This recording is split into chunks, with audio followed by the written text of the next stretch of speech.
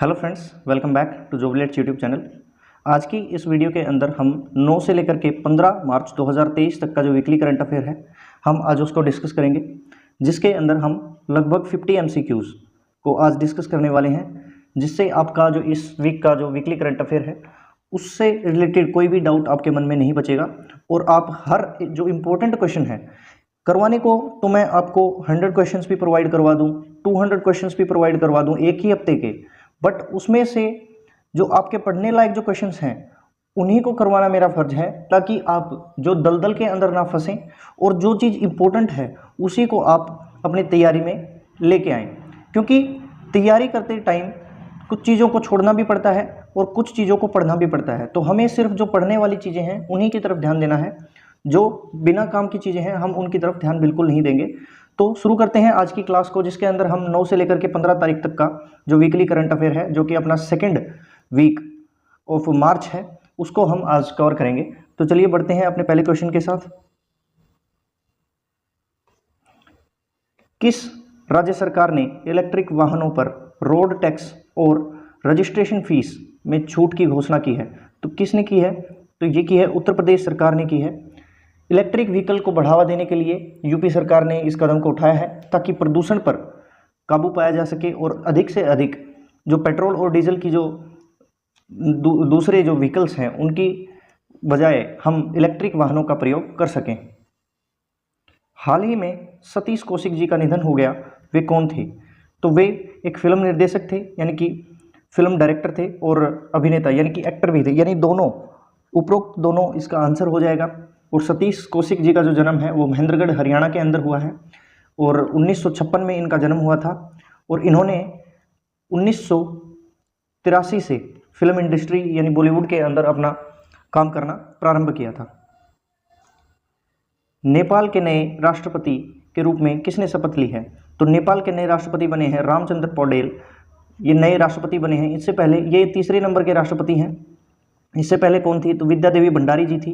इनको रिप्लेस करके रामचंद्र पौडेल ने शपथ ली है। और पीएम कौन है नेपाल के? तो पुष्प कमल दहल नेपाल के प्राइम मिनिस्टर हैं। हाल ही में किसके द्वारा हाई सीज ट्रीटी पर हस्ताक्षर किए गए हैं? तो सबसे पहले तो हमें ये पता होना चाहिए कि हाई सीज ट्रीटी है क्या। तो आपको पता है कि 71% ऑफ वाटर है all over the earth, and इसका लगभग 30% ऑफ वाटर इसको कंजर्व किया गया है वाइल्ड लाइफ एनिमल्स के लिए, जो कि एक्वेटिक एनिमल्स हैं उनके लिए इसको कंजर्व किया गया है। और ये जो आपको हॉटस्पॉट जो नज़र आ रहे हैं इस पिक्चर के अंदर, तो उनको कंजर्व किया गया है ताकि जो एक्वेटिक एनिमल्स हैं उनको बचाया जा सके।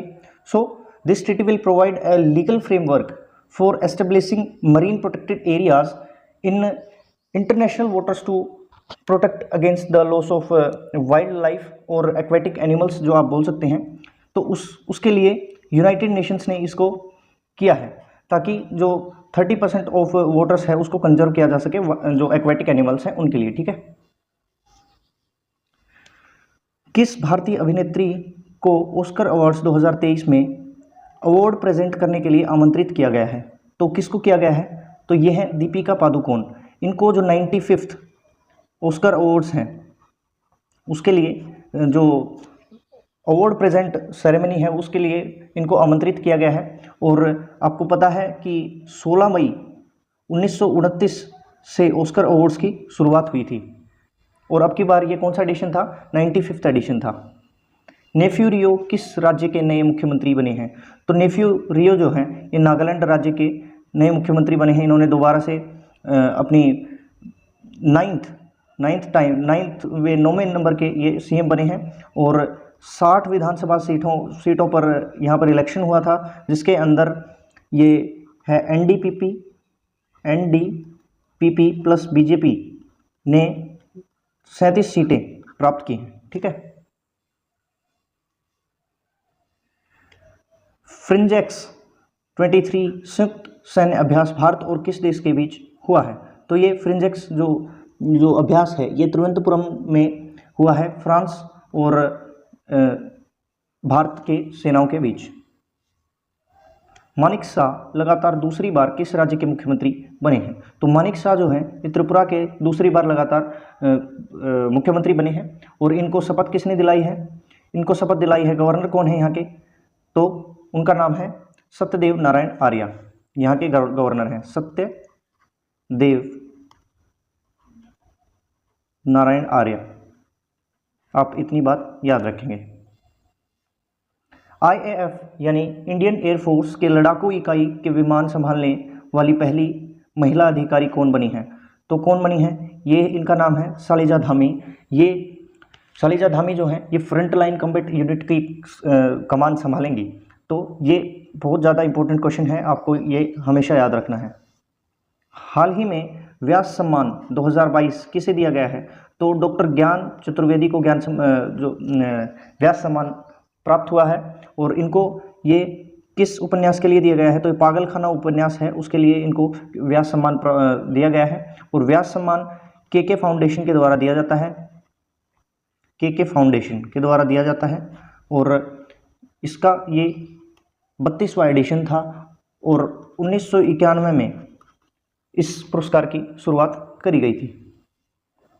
अंतर्राष्ट्रीय महिला दिवस 2023 कब बनाया गया? तो अंतर्राष्ट्रीय महिला दिवस 2023 8 मार्च को बनाया गया। और डिजिट और लैंगिक समानता के लिए नवाचार और प्रौद्योगिकी इसकी थीम है, यानी कि क्या है? Innovation and the technology for gender equality इसकी थीम रही है। और फरवरी के अंदर 13 फरवरी को नेशनल वुमेंस डे बनाया जाता है, जो कि सरोजनी नायडू जी का जो जन्म दिवस है उसके उपलक्ष्य पे मनाया जाता है।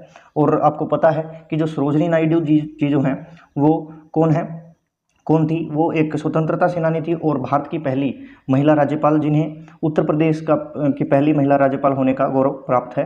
तो उनकी याद में नेशनल वुमेंस डे भी मनाया जाता है। तो दोनों आपको याद होना चाहिए, 13 फरवरी और 8 मार्च आपको याद होना चाहिए। सेवलॉन इंडिया ने किस खिलाड़ी को दुनिया का पहला हैंड एम्बेसडर चुना है? तो सेवलॉन इंडिया जो है वो सचिन तेंदुलकर जी को अपने स्वच्छ भारत मिशन के तहत हैंड एम्बेसडर चुना है। तो इसका आंसर क्या हो जाएगा? सचिन तेंदुलकर। खेलो इंडिया 10 कदम टूर्नामेंट कहाँ पर शुरू किया गया है? तो जवाहरलाल नेहरू स्टेडियम के अंदर, नई दिल्ली के अंदर इस खेलो इंडिया यूथ गेम्स 10 कदम का प्रारंभ किया गया है। और इसका जो शुभारंभ है ये किसने किया है? जो खेल मंत्री हैं अनुराग सिंह ठाकुर ने इसका शुभारंभ किया है, जो 10 मार्च से लेकर के और 31 मार्च तक इसका आयोजन किया जाएगा। और इसके अंदर लगभग 15,000 जो एथलीट्स, जो महिलाएं हैं, उन्होंने भाग लिया है।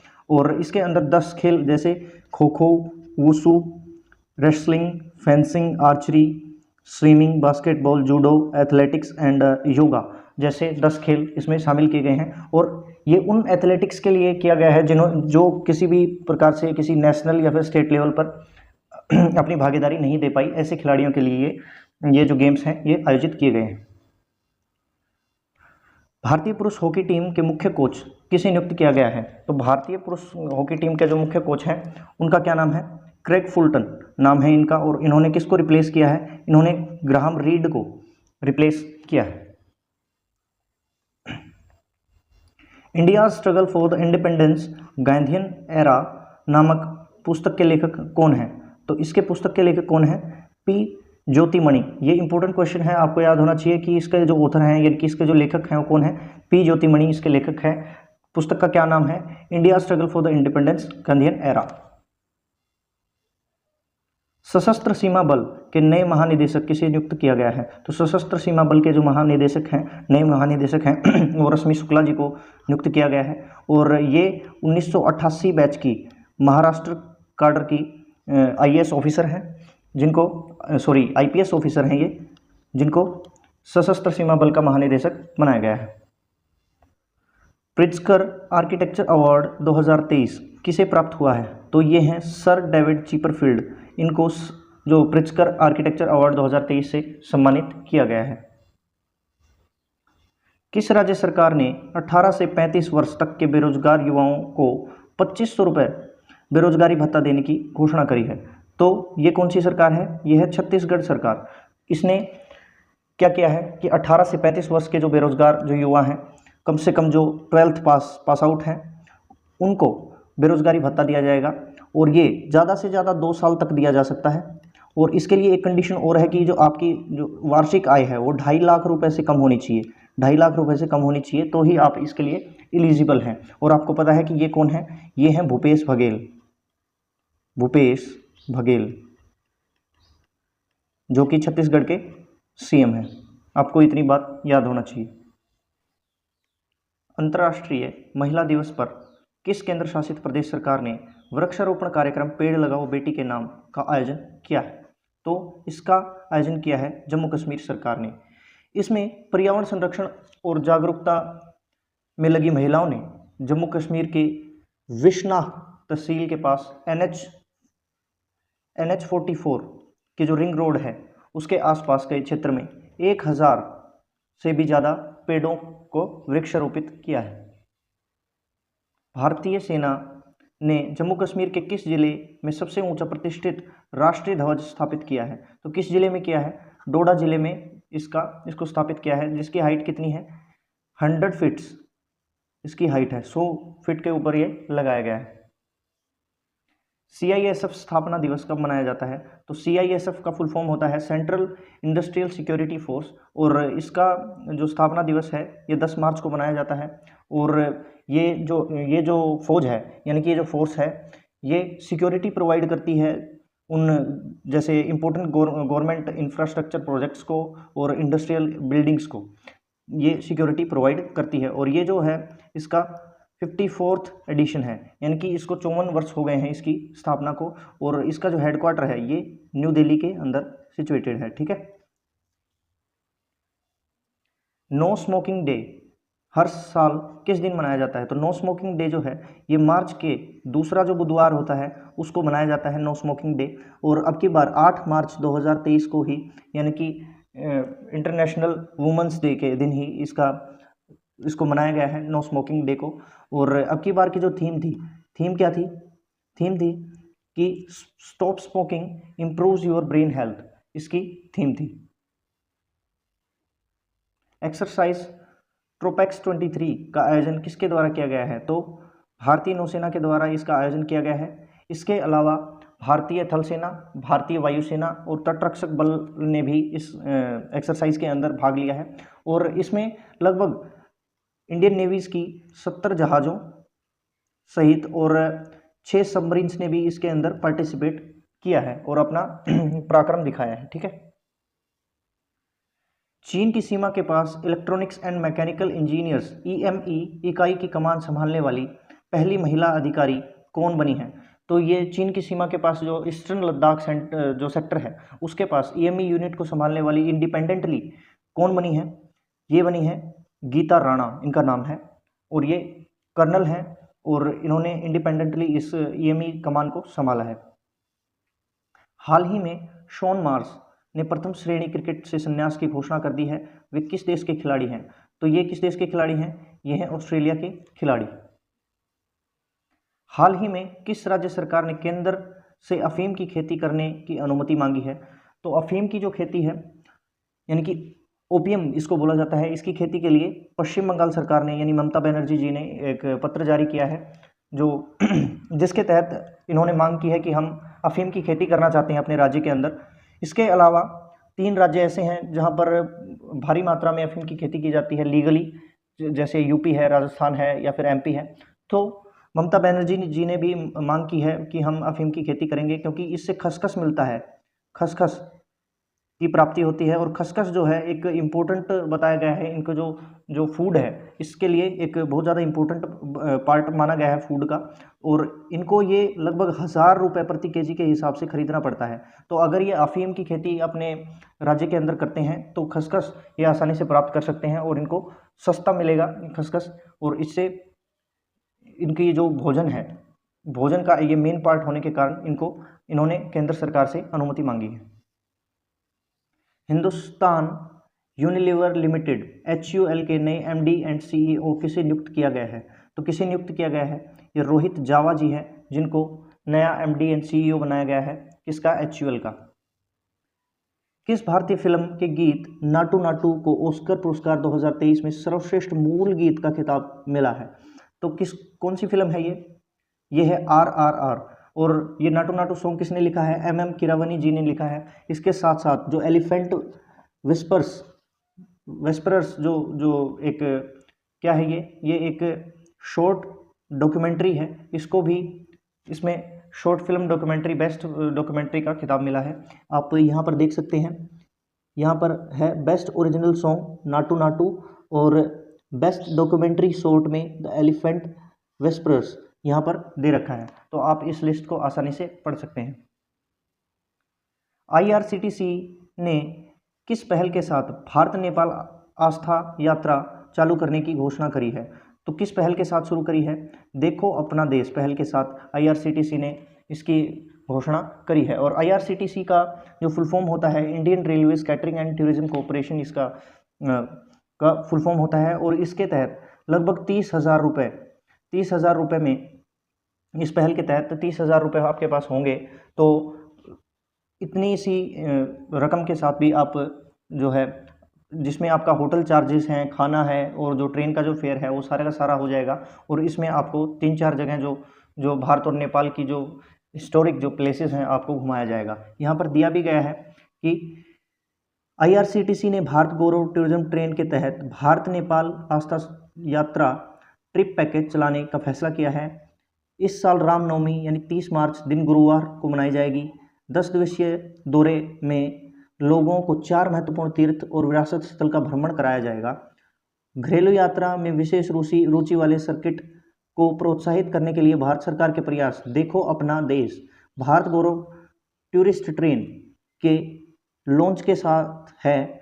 9 रातों और 10 दिन की छुट्टी आपको नेपाल में पशुपतिनाथ, काठमांडू, भारत में अयोध्या, वाराणसी और प्रयागराज जैसे स्थलों पर ले जाएगी। ठीक है, तो इसके अंदर ये 3-4 जो प्लेसेस हैं आपको घुमाने का काम किया जाएगा। केंद्रीय सड़क और परिवहन मंत्री नितिन गडकरी ने किस शहर में पहली मेथनॉल से चलने वाली बसों का अनावरण किया है? तो कहाँ पर किया है? ये किया है बेंगलोर के अंदर, इस पहल को शुरू किया है। और इस पहल को जो बेंगलोर मेट्रोपॉलिटन ट्रांसपोर्ट कॉरपोरेशन है, नीति आयोग और इंडियन ऑयल कॉरपोरेशन और अशोक लीलैंड ने साथ में मिलकर इस पहल को शुरू किया है ताकि प्रदूषण को हर हाल में कम किया जा सके। तो हर जगह पर, हर क्षेत्र में जो भारत सरकार है वो प्रदूषण को कम करने में लगी हुई है, चाहे वो इलेक्ट्रिक व्हीकल्स हो, चाहे वो मेथनॉल से चलने वाले जो व्हीकल्स हैं, या फिर हाइड्रोजन से चलने वाले। और खासकर इस जो अशोक लीलैंड जो कंपनी है, ये हाइड्रोजन से चलने वाले ट्रक का भी का जो स्ट्रक्चर है वो भी अशोक लीलैंड कंपनी ने ही तैयार किया है। और मेथनॉल से भी चलने वाला जो बस हैं उसको भी अशोक लीलैंड ही तैयार कर रही है। ठीक है, केंद्रीय पर्यावरण मंत्री भूपेंद्र यादव ने किस शहर में 2 दिवसीय G20 पुष्प महोत्सव का उद्घाटन किया है? तो नई दिल्ली के अंदर इसका उद्घाटन किया है और इसमें बहुत सारी किस्में हैं, जो फूलों की किस्में हैं उनको दिखाया गया था। एशिया की पहली महिला लोको पायलट सुरेखा यादव देश की किस ट्रेन का संचालन करेंगी? तो ये वंदे भारत एक्सप्रेस का संचालन करेंगी। और ये 1988 में भारत की पहली महिला लोको पायलट बनी थी और इन्होंने अभी सोलापुर से लेकर के छत्रपति शिवाजी टर्मिनल महाराष्ट्र में इस ट्रेन को चलाने का काम किया है। कौन सा राज्य रेशम उत्पादकों के लिए बीमा योजना शुरू करने वाला पहला राज्य बना है? तो उत्तराखंड राज्य ने इस योजना की शुरुआत करी है और ये सरल कृषि बीमा योजना के तहत ये काम करेगा, जिसके अंदर जलवायु परिवर्तन और पानी की कमी और दूसरे जो खतरे हैं उनके लिए बीमा प्रदान किया जाएगा। और ये लगभग 4 जिलों में अभी इसका जो पहला जो चरण है उसके लिए डाल दिया गया है और लगभग 200 जो उत्पादक हैं उनको इस चीज़ का लाभ मिल चुका है। हाल ही में किसे भारतीय जीवन बीमा निगम का 3 महीने के लिए अंतरिम अध्यक्ष नियुक्त किया गया है? तो किसे किया गया है? इनका नाम है सिद्धार्थ मोहंती। इन्हें 3 महीने के लिए अंतरिम अध्यक्ष चुना गया है और इन्होंने रिप्लेस किसको किया है? MR कुमार को इन्होंने रिप्लेस किया है। इतनी आप बात याद रखेंगे। ठीक है, हाल ही में पाई दिवस कब मनाया जाता है? तो आपको पता है कि पाई की जो वैल्यू होती है, पाई की वैल्यू कितनी होती है? 22/7, जिसको अगर हम खोलें तो 3.14 होता है, इसका जो सॉल्यूशन होता है वो। और इसीलिए मार्च 14 यानी कि 3-4 यानी 14 मार्च 14 ऑफ मार्च को ही पाई दिवस मनाया जाता है। और इसकी जो शुरुआत है सबसे पहले 1706 के अंदर विलियम जोन्स ने पहली बार इसका प्रयोग किया था। 1706 के अंदर विलियम जोन्स ने इसका पहली बार प्रयोग किया था पाई का, और ये 14 मार्च को हर वर्ष बनाया जाता है पाई दिवस के रूप में। किस देश ने अपनी राजधानी को जकार्ता से बोर्नियो स्थानांतरित किया है? तो इंडोनेशिया जो है उसने अपनी राजधानी जिसकी राजधानी क्या थी, जकार्ता थी, इसने अपनी जो राजधानी है उसको रिप्लेस करने का काम किया है। और आपको यहाँ पर दिख रहा होगा कि यहाँ पर है जकार्ता, और यहाँ पर क्या है, ये जावा सी है, जावा सी पड़ता है बीच में। और यहाँ पर इन्होंने अपनी जो नई राजधानी है उसको बना लिया है। और बोर्नियो नाम की ये आइलैंड है जिसको द्वीप बोला जाता है, और इसके ऊपर नुसंतारा नाम से इनकी राजधानी का नाम होगा, और इसको स्थानांतरित करने का काम किया है। और इसका कारण क्या है, क्योंकि जलवायु परिवर्तन और लगातार धीरे धीरे करके जो जावा सी है ये इसको डुबो रहा है, यानी जकार्ता को डुबोने का काम कर रहा है। और ये 1/3 इसका जो 1/3 जो पार्ट है 2050 तक डूबने के आसार बताए गए हैं, इसीलिए इन्होंने टाइम रहते इसको काम को अंजाम देने का काम किया गया है। ठीक है। विश्व उपभोक्ता अधिकार दिवस यानी वर्ल्ड कंज्यूमर्स राइट डे कब मनाया जाता है? तो वर्ल्ड कंज्यूमर्स जो राइट डे है वो कब मनाया जाता है? ये मनाया जाता है 15 मार्च को, क्योंकि यह कंज्यूमर्स की जो भौतिक अधिकारों की और जो मौलिक जो उनके अधिकार हैं उनको जागरूक करने का काम करता है, और उनको सम्मान प्रदान करने का काम किया जाता है। तो आई होप कि ये जो वीडियो है आपको अच्छी लगी होगी, इन्फॉर्मेटिव लगी होगी। हम इसके अलावा आपको मैथमेटिक्स की क्लास भी प्रोवाइड करते हैं, स्टैटिक जीके भी पढ़ाई जाती है आपको इस प्लेटफॉर्म के ऊपर, और आपको जॉब रिलेटेड जो इन्फॉर्मेशन हैं वो भी टाइम पे दी जाती हैं। साथ में आपको वीकली करंट अफेयर्स के साथ साथ आपको मंथली करंट अफेयर भी प्रोवाइड करवाई जाती है। तो आप चाहें तो वीडियो को शेयर कर सकते हैं, लाइक कर सकते हैं, हमारे चैनल के साथ जुड़ सकते हैं। Thank you for watching this video. जय हिंद।